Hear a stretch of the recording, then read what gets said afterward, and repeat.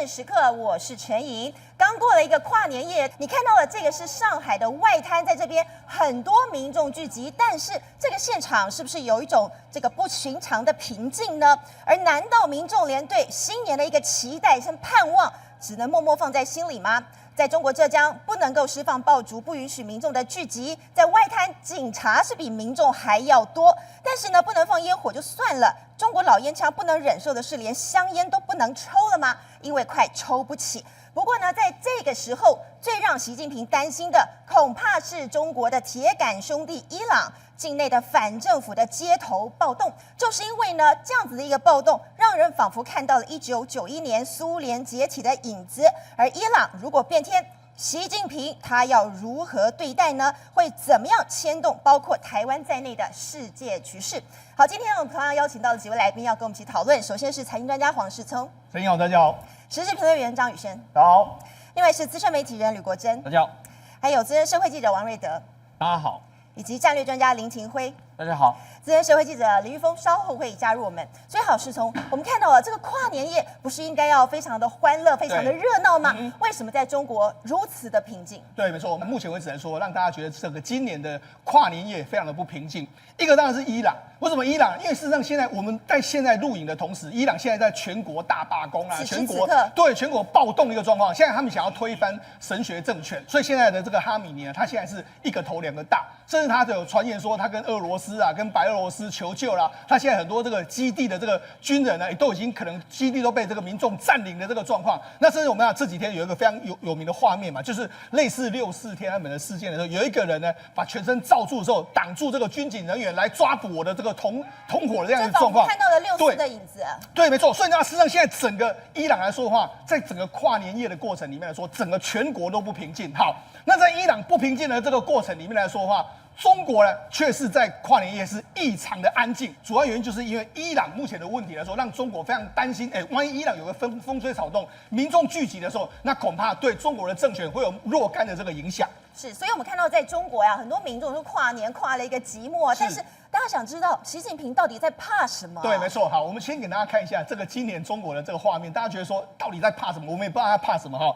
比如说，你看外滩来说，我就说很多人就这边数5、4、3、2、1，然后照理说过去都会有烟火，就没有烟火。那不只是有外滩哦，所以连今年的香港也没有烟火，香港也没有烟火。但好，那很多人就说，这个时间已经过了啊，已经开始0.0几秒了，为什么还是没有烟火？那这是在苏州有个非常有名的这个东方之门，他们以前也都会在地方这个放烟火，就没想到大家也都去了，的时候，因为他们还把灯按关掉，以前都是这个时间到就烟火放出来，大家一片这个非常的这绝对不是在做气氛的，就没想到居然大家看了之后怎么没有什么烟火，然后就大家叹息了。可是你能想象那个失望吗？好多人可能是排队，然后呢也没有吃晚饭，就是为了挤到那最前面，想要去看烟火。就有点类似像我们101，你要进101都要好几个小时就去了嘛。321之后没有放烟火出来，难过死了。对啊，那好，这个西安也是一样，西安他们古城门，照理说过去也有烟火，就也没有烟火的这个状况。就不知道还有什么山西太原。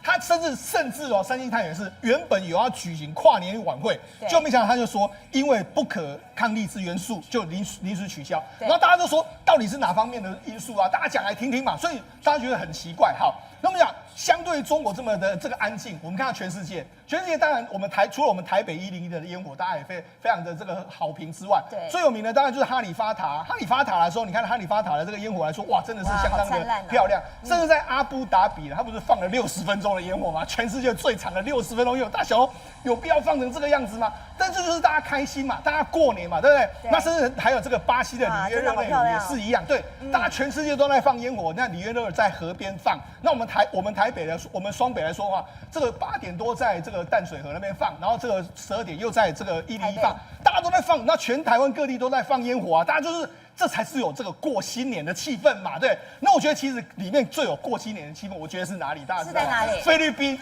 大家自己看，这是菲律宾，他们从这个高空拍下来，菲律宾全菲律宾的人都在放烟火，全部人都在。他们没有一个地方在放，他们没有一个统一在放，但是全部菲律宾人都放，没有地方不在放。对，然后为什么？因为菲律宾放烟火是他们的传统，那就是告诉你什么？大家就是要嗨嘛，就是一年过去的话，我们就借由放烟火，把过去一年都完全把它驱除掉，迎上新的一年。可是唯独中国的气氛是截然不同的一个状况。好，但是说到我们用欢乐的心情来迎接新的一年，但是呢，现在中国说形容啊，这个跨年是跨了一个寂寞啊，对尤其跨年竟然还是最大抓捕，很多人年一过完，竟然在监牢里。好，我们看几个画面，这是在深圳这个地方。原本人家就说，我就准备了气球，让大家可能过年的时候可以跨年的时候可以把这个气球放上去嘛。就没想到突然之间就来了几个黑衣人，他们就把这个气球完全把它点燃。点燃的时候他们就故意这样做，所以也就是说，似乎是有人呢不希望呢在这个地方有那么多人聚集。所以这可能是一个人为的原因，应该是跨年夜有黑衣人，有可能是这个中国官方面不希望这个有这么多人在那边聚集，我就赶快把这些气球把它燃烧掉，好，对不对？另外还有什么？还在浙江的宁波市有两个男生在放烟火，然后结果没想到呢，这个警方就要抓他们。抓他们的时候，结果你看现场画面怎么样？因为烟火会乱窜啊，所以烟火在乱窜的时候，不幸就有控制，这非常危险的。不幸没有控制好，就打伤了其他周围的人群。对，那甚至还有这个山东的民众呢，他在烟火的时候，他在跨年的时候要放烟火也被抓。所以你看，反而是我们刚才不是说嘛？你看菲律宾大家都在放，没有人会管你。但你看中国的字，你只要放，我就要抓你，这就是一个非常不一样的气氛，对不对？那甚至还有安徽这个地方来说的话，他们在这个大街上面放烟火的时候，就没想到你一放之后，你一放，警方就来。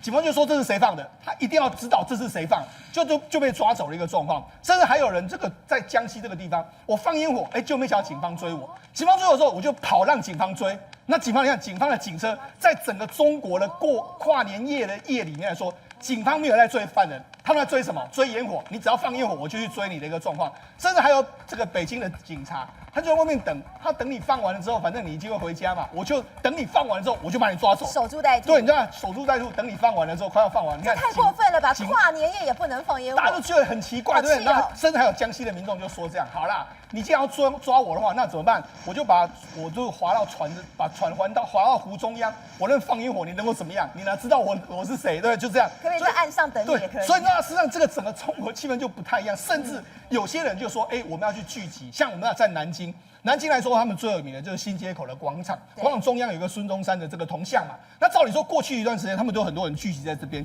跨年夜，就没想到他们怕他们这样，你看他们就在今年围成一个圈，然后就不让你过来。很难想象这是跨年夜，旁边完全没有人全部都被隔绝在外面，就被隔绝在外面的一个状况，大家就觉得很奇怪啊。过去都可以来这个靠近这个铜像，为什么最近都不行了，对不对？那好，那除了这个所谓的南京之外，青岛也是一样。没想到他们也是要跨年夜的时候，你看到处都是这样。而且他们派出的不是只有武警哦，他们还有这个警力都大规模的进驻，还派出类似所谓震爆车这样，大家觉得很奇怪，有必要弄成这么的这个所谓这个风声鹤唳吗？不是过年吗？不是跨年吗？为什么要搞成这个样子？到底为什么？比如说在浙江的这个杭州湖这个地方，他们也是出了大批的警察，然后还封路这样一个状况，然后还有人就说，今年中国跨年的时候也是蛮冷的啦。他说，实际上民众没那么多，反而有一半都是所谓的公安跟警察来这个地方，那甚至还有在很多地方都是这样，到处都是警察的。你看警察，你看这么多警察，那有多少人在那边跨年呢？根本没有多少人跨年啊！这个气氛一点都不欢乐。对，所以我相信啊，如果是我去了这个地方，我觉得我看到那么多警察，我也不想在那边跨年的嘛。所以他等于是用警力在那边给你看，叫你不要跨年的一个状况。好，那我就讲为什么要这样做呢？因为事实上，伊朗就是一个非常这个危险的这个状况。我们讲，因为中国过去一段时间都是伊朗的非常重要的这个支持国嘛，结果没想到现在伊朗呢，好像他们神学政权快要垮台了。我们给大家看一下，现在整个伊朗民众来说的话，他们都上街头去抗议。整个跨年夜，他们也没想要跨年的，反正我们现在就是跟这个神学政权的死磕到底。所以你看，上街头去，然后占领各大的这个很多的地方啊，军事阵地什么都被他们占领的状况。因为为什么？他们的货币现在的大幅的贬值，里亚尔已经贬了40%以上，所以现在所有的这个伊朗的经济几乎是已经崩溃了。对，那崩溃的时候，所以大家都不想工作，反正我就上街头去跟神学师抗议。抗争的时候，你看民众啊，我们就讲他现在丢什么？丢燃烧弹、丢汽油弹，一大堆。我相信这也是中国比较害怕的地方，因为你人聚集的时候。我就说，今年中国大家民众也是非常多不开心的地方啊，经济也是不好，很多都是民众有怒气没得发，房产也很差。对，搞不好他们也会像伊朗这样子啊，他们就趁机就拿了什么东西丢你，那你也不知道，所以他们为什么不希望说你做什么跨年夜的这个大幅的庆祝的这个状况？甚至你看伊朗的大街上面到处都是打砸抢一大堆的这个状况，甚至他们还烧毁了什么？烧毁了伊斯兰政权的纪念碑，连这个都烧。对，这个纪念碑就是这个何梅尼建立政权的时候，他要纪念说，我们这个神学政权建立之后呢，这个所谓这个国家跟神权合一的这个状况建了一个纪念碑，就没想到也被烧掉。所以现在说这个伊朗上街头的这些民众，他们挑战的不只是政府，挑战的还是宗教信仰。对，就是神学嘛。因为我们知道哈梅尼本来就是宗教跟所谓政治和最高领导人嘛，我就挑战你嘛，对。然后另外包括说像他们的很多政府大门来说，也被民众闯进去了。所以来说，现在整个情势已经完全失控。那在完全失控的这个范围里面呢，就是因为民众不满经济。不满很多表现之后上街头抗议之后演变成现在的冲突嘛，所以这也是某些程度来说，为什么习近平那么害怕？虽然说他在过年的这个演讲里面讲的说，哎，我们中国非常向好啊，这个去年经济有5%啦，然后还点了说我们现在有什么一大堆的这个建设，但为什么如果是这么开心的画面呢？如果中国经济那么好的话，你应该让民众享受到开心的过程嘛，但没有嘛，你反而这样子那么紧缩，那显然就是话不是你说的这个样子。所以其实现在习近平也很担心，会不会出现所谓的模仿犯效应？如果看到的伊朗的状况，就想到自己呢内部的经济不好，就怕人民也上街头。对，实际上为什么会这么害怕？我相信他应该有看到非常多报告。我们就讲中国目前为止的状况不像伊朗。伊朗是全部大家都已经上街头，大家全国这个等于说是起来抗议成一片。但是中国是多点开花，它有很多地方都有抗议事件，只是没有像伊朗这样连成一片。譬如说我们像这样1月1号，才刚过年哈，他的浙江的这个金融中心就爆雷。他们爆雷之后，他们就要维权。你看一大堆人都在这个地方，对不对？元旦新年第一天，他们是上街抗议，就上街抗议。对，为什么？因为他们从11月开始来说，很多金融商品没办法兑现。这个其实有点类似像老鼠会这样子了哈。对。然后规模高达200亿人民币，这也太多了吧？对，大概新台币900亿，台币900亿。我就说嘛，你让我的钱领不回来，我要过年啊，接下来又是农历年啊，新年怎么过？对啊，我怎么过？所以他们就上街头去抗议的这个状况啊，甚至包括说，你看。这个12月31号晚上的时候，这是在这个山东的这个地方，他们有个这个当地，这是个加油站吗？对，加油站。因为为什么？因为当地的这个企业就跑路，那跑路的时候，他们就往这是当地他们的集团所经营的加油站，他们就在这个地方给你抗议，晚上给你抗议。12月31号我就说，大家为什么不去跨年？就是因为我还要维权啊，就这样。那甚至还有人在骂骂很多这个相关的人士。好，那除了这个之外来说的话，这个是12月30号。他们为什么？他们目前为止来说，到国家信访局。那信访局来说的话，因为我们知道他们可以去合法的去伸张权益，但是现在其实不行。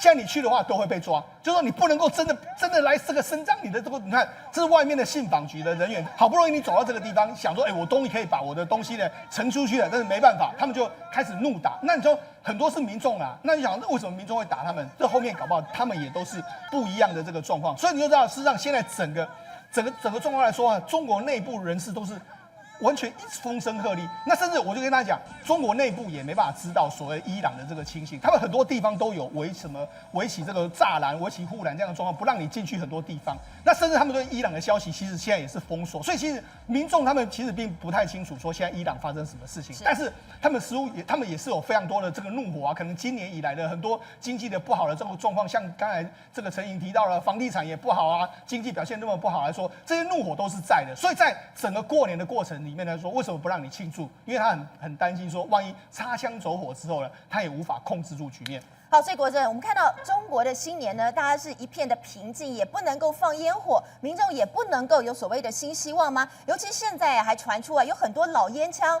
说从元旦开始我们要戒烟了。为什么？因为烟税已经太高了，他们甚至快买不起了。今年中国2026年一开年就说戒烟年，竟然有4600万的到4700万的烟民竟然上网说，我从今天起2026年开始就要开始戒烟，而且抽烟不仅是伤心伤肺，还是射向自己的子弹，因为你们都被割韭菜，所以一大堆的网民竟然在今年一开年的时候都到处去贴，我要集体戒烟，大家你要介入一群不要脸的人，然后我不要让他们吃相太难看，所以我要戒烟，从现在开始戒烟，贴文贴满了整个中国大陆，而且你抽了烟不是射向敌人的子弹，你抽了烟不仅伤心跟伤肺，而且是射向自己的子弹。你知道为什么叫射向自己的子弹吗？这个影片就是今天在整个中国大炸网，全部中国的网页都在热烈讨论这个烧香烟的画面，是有网民把中国跟日本的香烟放在网络上去实测，这是日本的和平烟，这是中国以前毛泽东号称这是同时点燃的意思。毛泽东抽了叫中华烟啊，这是杭州出了高级的烟。浙江出的高级烟，然后同时点了0.01秒嘛，对结果中国烟在4分钟就烧完，你看利群4分钟就烧完了，中华快烧完了，结果日本烟到6分30秒的时候还没烧完，总共烧了7分钟，所以中国网民就怀疑什么？你加了助燃剂。你不只收我很多税，你还让香烟烧得更快，这样子你的烟很快就抽完了，很快抽完就要再买了。对，然后才可以收更多税。你简单讲，在割中国网民、烟民的韭菜，让他很不爽，而且这样烧得更猛，会有什么后果？你知道吗？二氧化碳跟烟焦油浓度就会更高，就会更不健康。吸二手烟的人危害更大，所以射向自己的子弹，你收我更多税。而且一包烟中国烟大概一包烟，我们平均售价30块，大概要收20块的税。天哪，30块20块的税？对，你平均30块就要收20块税，所以他们一整年收多少税？你知道吗？一年光靠烟。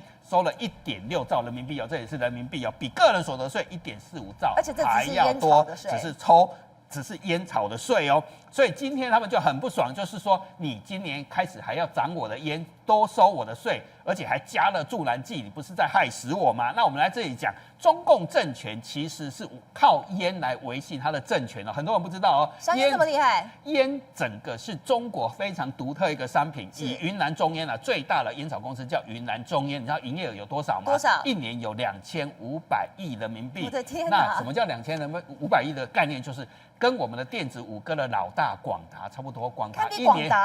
对，没错，他做1兆的生意耶，然后待遇有多好，你知道吗？我们拿出来是上海的烟草公司中烟集团，对，他们都知道云南有中烟啊，上海有中烟啊，到处都有中烟，其实都叫一个中烟公司啊。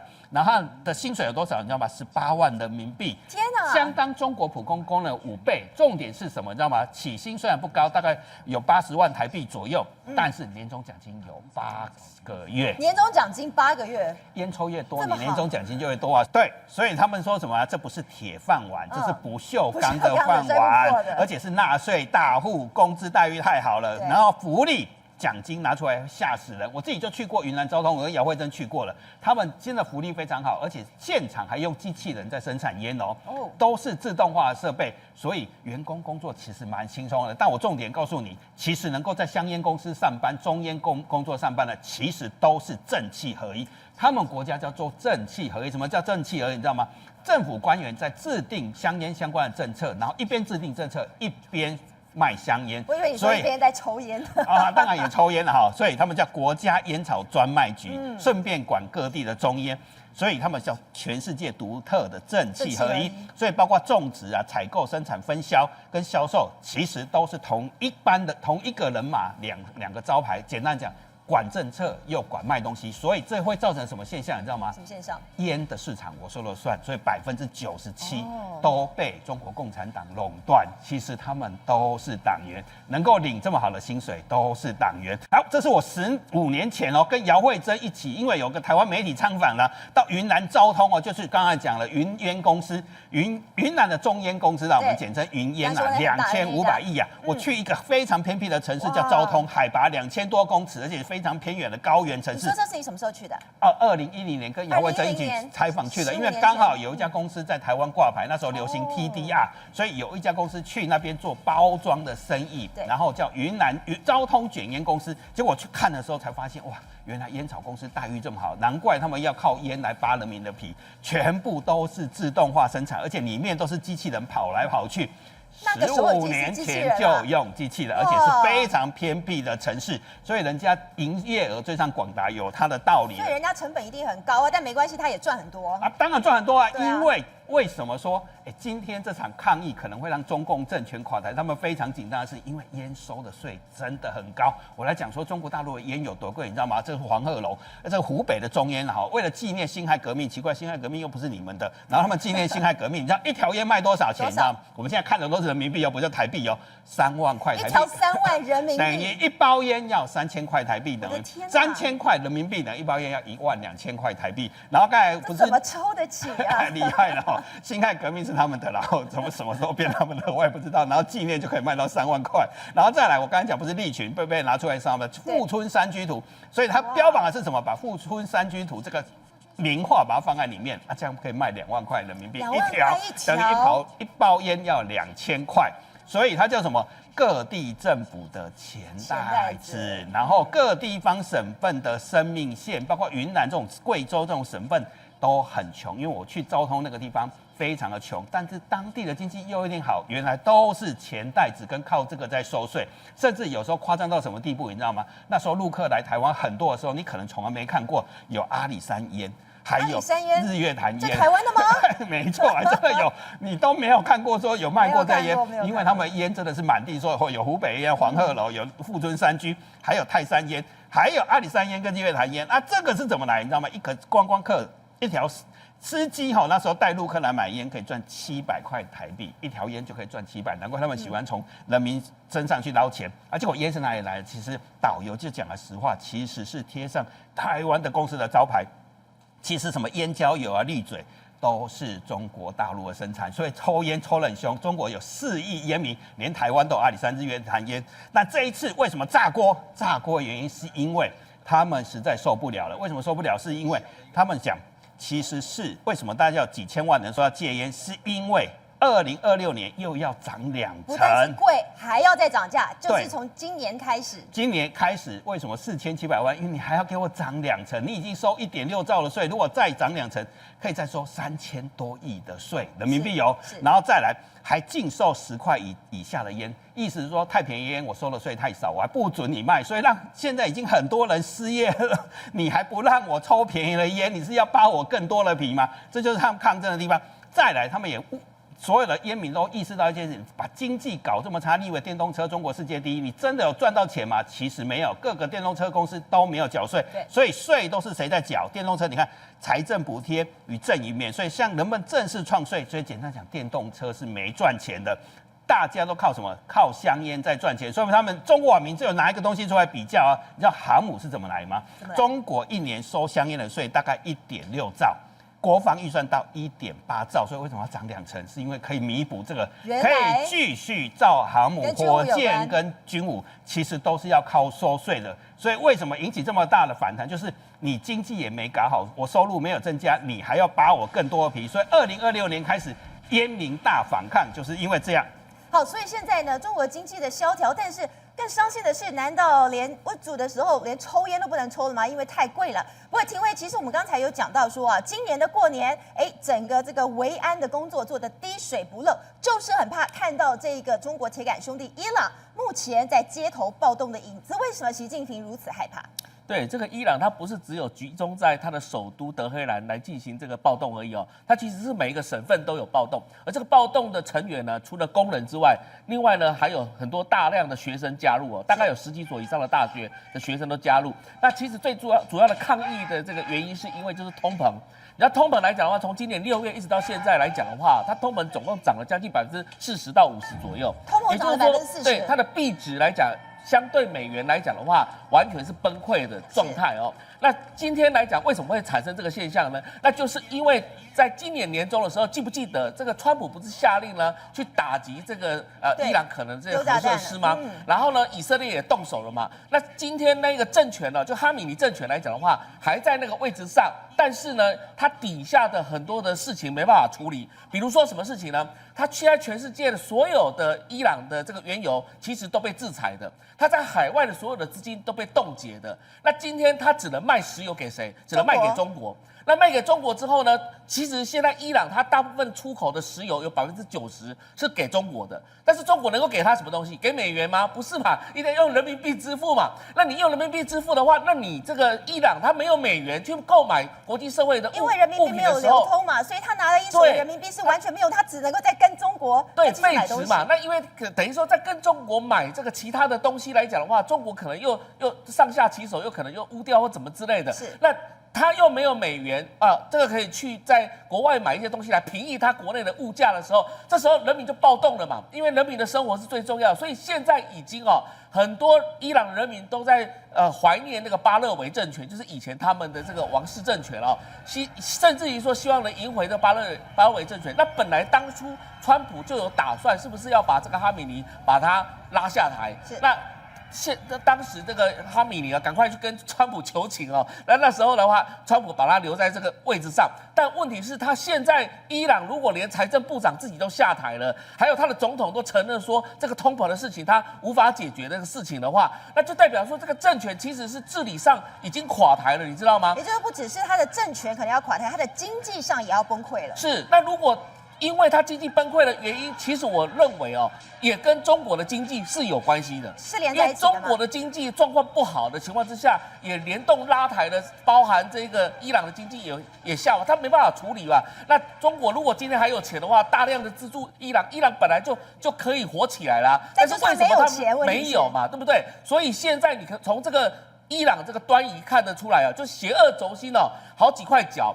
俄罗斯、伊朗、北韩、中国这几块主要的哦，伊朗现在开始可能要垮了。那伊朗如果垮掉的话，那接下来可能相对的冲击的就是中国。那如果说连伊朗的这么样的一个神学式，就是说政教合一的这样的一个统治的极端统治的情况之下，都可以推翻这一个哈米尼，那对中国来讲的话，群聚运动、跨年的运动，有可能就会演变成推翻共产党啊，因为你现在看到很多中国内部集会来讲的话，都是喊着什么共产党下台的这样的一个标语嘛，所以整体来讲哈，这个伊朗的暴动其实是这一次跨年当中，其实大家这个觉得不可思议的事情，因为竟然在这种高压统治之下，其实你看包含那个妇女啊，已经都把这头纱撕掉了，都已经是勇敢的站上这个街头上面来进行抗议。其实这在伊斯兰国家是一个非常非常大的禁忌，是，尤其现在是连哈米尼的雕像竟然都会被放火焚烧，是，他们难道不怕说，如果被抓起来，这是要被石头打死的吧？那这代表说哈米尼已经背后没有强力的支持了嘛？因为以前来讲，可能还要靠着中国、俄罗斯等等这些的支持，那俄罗斯自己自身难保，中国经济下滑自己也自身难保，那现在也丢包哈米尼，那所以现在当初哈米尼被炸的时候，其实中国、俄国也不敢说任何一句话啊，所以显然就是说这个哈米尼政权有可能在这一次这个20多个省暴动当中呢，说不定就被拉下台。宏观取材，厘清真相，犀利精准，深入剖析，时刻掌握关键，新闻时事不漏接。老时段，新气象，我是钟浩和，关键时刻2.0，全新出击。